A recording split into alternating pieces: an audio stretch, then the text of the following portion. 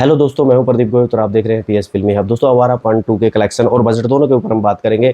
सबसे पहले तो हम बात करते हैं भाई इसका बजट कैसा है। तो भाई इसका बजट है 25 करोड़। 25 करोड़ में ये फिल्म बनी है। सीधा देखा जाए तो ज़्यादा बजट इसके ऊपर नहीं लगा है, क्योंकि बंटवारा 1947 मूवी के ऊपर 150 करोड़ लगे हैं। उसके हिसाब से तो भाई बहुत कम बजट में ये फिल्म बनी है। और दूसरी बात, जिस तरीके से फैंस ने इस फिल्म को पहले दिन देखा है, भाई ये फिल्म फोड़ के निकलेगी। ये फिल्म बड़ा अच्छा बिजनेस करने वाली है। रीज़न मैं बताता हूँ दोस्तों। इस फिल्म ने पहले ही दिन, मैं वर्ल्ड वाइड की अगर बात करूँ, तो इसने कमाए हैं 27 करोड़ 20 लाख। कहने का मतलब है 25 करोड़ की फिल्म ने पहले ही दिन अपना बजट निकाल लिया है। 25 करोड़ में फिल्म बनी है, 27 करोड़ कमा के बैठी, तो बजट तो निकल गया ना।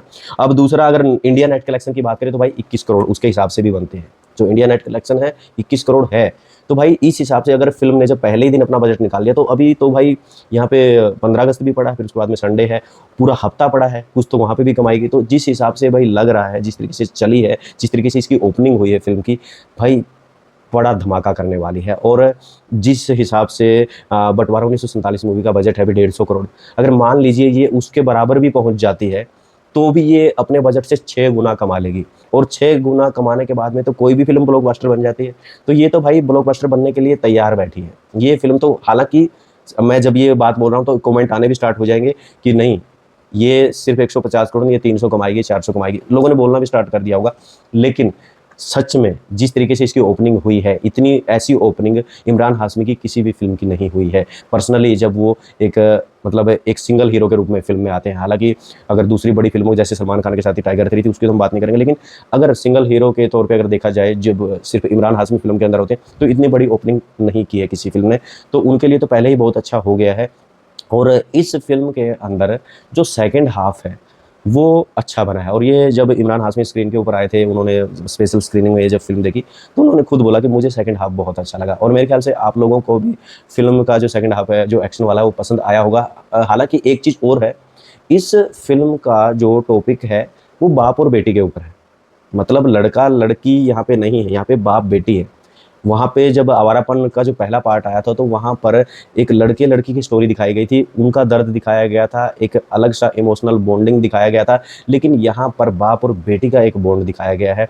और इस फिल्म के अंदर, हालांकि मैं वो तो नहीं कहूँगा कि आवारापन के बराबर ये बनी है, वो भाई कहते हैं ना कि एक चीज़ जो बन गई सो बन गई। इस फिल्म के अंदर आपको वो वाइब तो नहीं मिलेगी, क्योंकि टॉपिक ही अलग है, ये फिल्म ही अलग है। पहली बात तो ये आवारापन 2 के नाम से रिलीज जरूर हुई है, इसकी हाइप जरूर बनी है, लेकिन पहले वाले पार्ट से ये बहुत अलग है। और दूसरा, जो डायरेक्शन है मोहित सूरी का, वो कहीं ना कहीं दिखता है कि यहाँ पे अलग है। क्योंकि जो मोहित सूरी का जो डायरेक्शन था, वहाँ पे कंटिन्यूटी बरकरार थी, कहीं पे भी कंटिन्यूटी बीच में टूटी नहीं थी। लेकिन यहाँ पे आप कई बार फील करेंगे, भले ही जो लोग हैं भाई, मतलब इमरान हाशमी के फ़ैन हैं बहुत हार्ड लेवल के, तो उनको तो भाई ये चीज़ शायद अच्छी ना लगे, लेकिन मैं ये चीज़ बता रहा हूँ, अगर कोई ढंग से इस फिल्म को देखेगा तो एक चीज़ आपको फील होगी कहीं ना इस फिल्म के अंदर कंटिन्यूटी को तोड़ा गया है। डायरेक्शन भाई कुछ ना कुछ चीज़ें तो देखो, मोहित सूरी का यहाँ पे कमी मेरे ख्याल से सभी को लगी होगी कहीं ना कहीं कई चीज़ों पे। ये नहीं कि फिल्म अच्छी नहीं बनी, फिल्म अच्छी बनी है, बहुत ज़बरदस्त है और ये फोड़ के निकलेगी, लेकिन थोड़ी बहुत कमी तो हमें खली है। ये लोग, कई लोग मानेंगे भाई, अभी नहीं मानेंगे, बाद में मानेंगे। क्योंकि एक चीज़ मैंने देखी है, जब आप फिल्म को पहली बार देखने जाते हैं और बड़े उत्सुकता के साथ, तो उस टाइम पे हमारा जो इमेजिन होता है कुछ अलग लेवल का होता है, हमारा जो माइंड होता है वो अलग लेवल का होता है। लेकिन जब उसी फिल्म को हम दोबारा देखने जाते हैं, तो वो चीज़ें सामने आ जाती हैं जो हम देखना चाहते थे। दोस्तों, आवारापन मूवी को मैं खुद 20 से 25 बार देख चुका हूँ, लेकिन इस फिल्म को देखने के बाद में जब मैंने ये सेकंड टाइम पे देखी, तो कहीं ना कहीं वो चीज़ें सामने आने लगी, कुछ कमियां सामने आने लगी।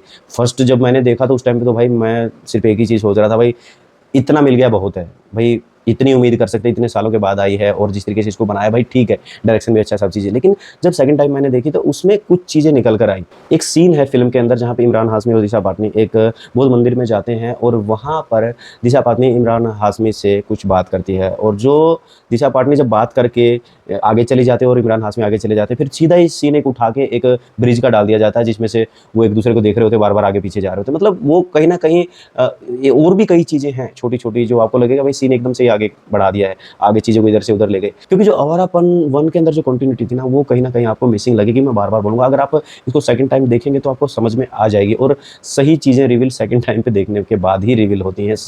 उसी टाइम पे हमें पता चलता है ये कमी, ये कमी, ये कमी, क्योंकि फर्स्ट टाइम पे नहीं पता चलता, हम उस टाइम पे तो अलग ही माइंड में होते हैं।